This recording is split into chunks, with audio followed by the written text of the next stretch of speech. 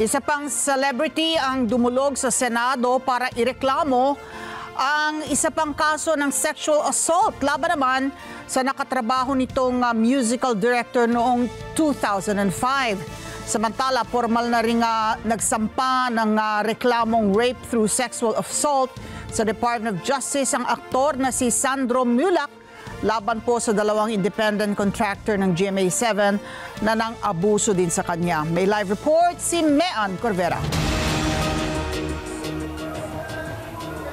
Mean? Ali, nagsampa na nga ng kaso sa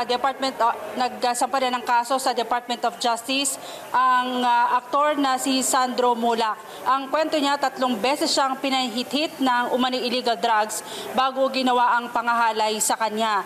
Samantala, isa pang talent ng GMA Network ang dumulog sa Senado at nagreklamo na hinalay din siya sa naturang network.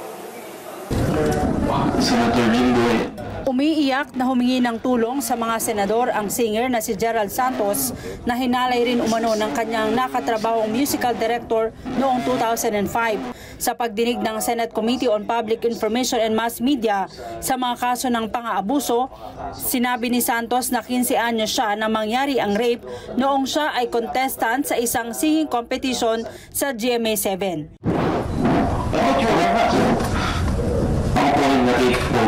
Na-rape po yun. Yung musical director? Yes po. Parang nai-dismiss lang po nila yung sinabi ko na parang mag-move ka na lang kasi kalapatan yun dito. Nililabel pa po nila ako na homophobic daw ako kaya ako nare-reklamo yung tao.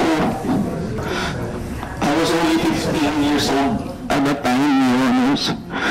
Sinubukan umano niyang magreklamo sa GMA Artist Center pero hindi naman naaksyonan ang nangyari sa kanya. Dahil sa takot kahit hindi umano nagsampa ng kaso ang singer, bukod pa sa baguhan pa siya sa industriya.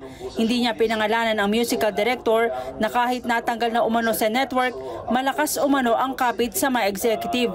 Humingi siya ng tulong sa mga senador para mabigyan ng hustisya ang kanyang sinapit. Natatakot na mga po ako po ay balikan po ng mga tao ito. Kung ano po, hihingi po ako ng tulong po sa inyo, Senator Jinggoy and Senator Robin, na ako po ay para magkaroon po ako ng lakas ng loob para po masabi po ito, true story ko po.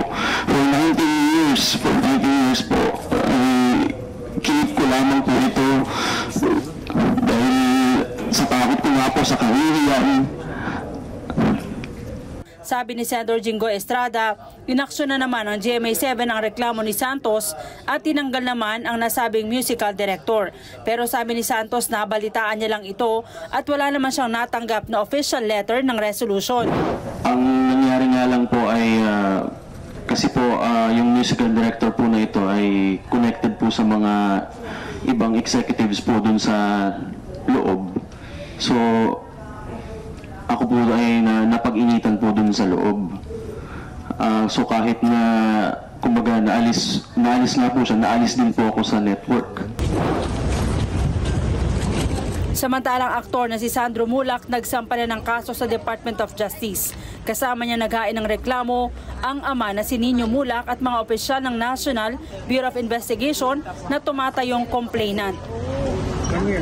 Mga kasong rape through sexual assault at multiple acts of lasciviousness ang isinampa niya laban kina Jojo Nones at Richard Cruz. Ang nangyari ay na-conclude na ng NBI ang kanilang investigasyon. So after nila nakalap ang lahat ng mga ebidensya, nakuha ang mga statement ng mga testigo, eto na, nag-coordinate din kami sa isa't isa as lawyer ni Sandro. Nakapag-officially file na kami ng charges against Nones and Cruz. How confident are you? It is rape through sexual assault and acts of lascive uses, several acts of lascive uses, counts. Humarap rin sa pagdinig ng Senado si Mulak sa pamamagitan ng online. Sa pagdinig, isinalaysay niya sa mga senador kung paano siya napunta sa hotel room kung saan nangyari ang sexual assault. When you entered the room, who did you see?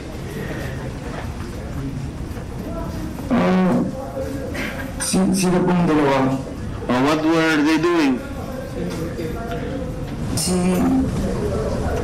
Si Richard Cruz po, lasing na. Bali, ang nag-aasikaso po sa akin is si Sir Jojo. Ina-offeran po ang wine. Jojo Yes po. Nakahiga. Nakahiga po siya ng ano ko pong nakita. Pero pinakilala po ako ni Jojo kay Richard.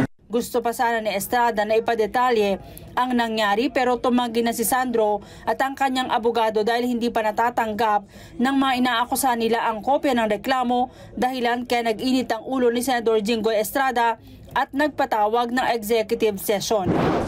Alam niyo, pag hindi natin tatapusin to, ahaba ng ahaba ito. We're wasting our time here eh.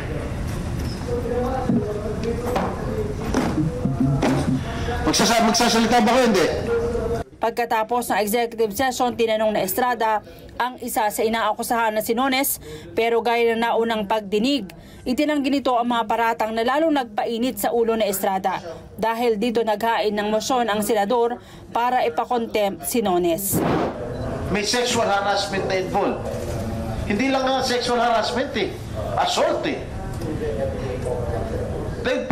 Pinagsamantalahan nyo yung bata, pinag-take nyo ng drugs, tsaka nyo pinagsamantalahan.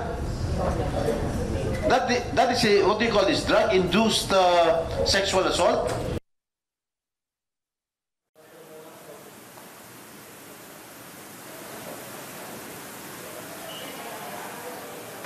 Ali, nakakulong na dito sa Senado si Nones at ayon kay Estrada, mananatili siya dito sa Senado hanggat hindi siya nagsasabi ng katotohanan. Malakas na kasi ang ebidensya laban sa mga inaakusahan dahil mismong ang network ang nagsabing nakasaksi sila ng humarap si Mulak at ang kanyang pamilya at nag-alok itong mga inaakusahan ng salapi kapalit ng umano'y pananahimik ng aktor. Ali. Okay, Mean, halos 20 taon bago inilahad yung rape na naganap ni Gerald Santos, no? Ng musical director na hindi niya pinangalanan. Bakit hindi katulad ni Sandro na nakatakbo kagad sa ama niya para ilahad yung pinagdaanan niya? Bakit kay Gerald, although ang prescriptive period, sabi nga daw, 20 taon, 20 taon ang binibigay ng batas para makapagsampa siya ng kaso. So, minor de edad siya noon, bakit ngayon lang niya ito inilahad? Ali, ang sabi niya kanina sa hearing, hindi siya katulad ng pamilya ni Nino Mulak na may powers o kumbaga may kilala na sila sa lipunan. Si Gerald Santos ay nagsisimula pa noon sa industriya at sinubukan naman daw nilang magreklamo pero sinabihan daw sila nung mga nilapitan nila na ito daw ay kalakaran na sa industriya. Kaya mas mabuti na lang daw na siya ay manahimik. Sabi kanina ng DOJ, pag-aaralan nila yung kung nag-lapse na ba yung 20 years na prescriptive period. Okay, pero at kung pasok pa, parang naulinigan ko na magiging maluwag o lenient sa kanya dahil naganap yung naturang panghahalay nung siya ay 15 anyos, nung siya ay minor de edad at kapag gano'ng kaso, may leniency o kaluwagan ang batas. Tama ka dyan, Ali. Ang sabi ni Senator Jinggoy Estrada ay tutulungan niya na mabigyan ng abogado itong singer. Okay. Maraming salamat, Mean Corvera. Maraming salamat sa inyo pong pagsubaybay sa Mata ng Agila Primetime. Para malaman ang matatag, matapang at matapat na mga balita, i-follow lamang at mag-subscribe sa @Net25 TV.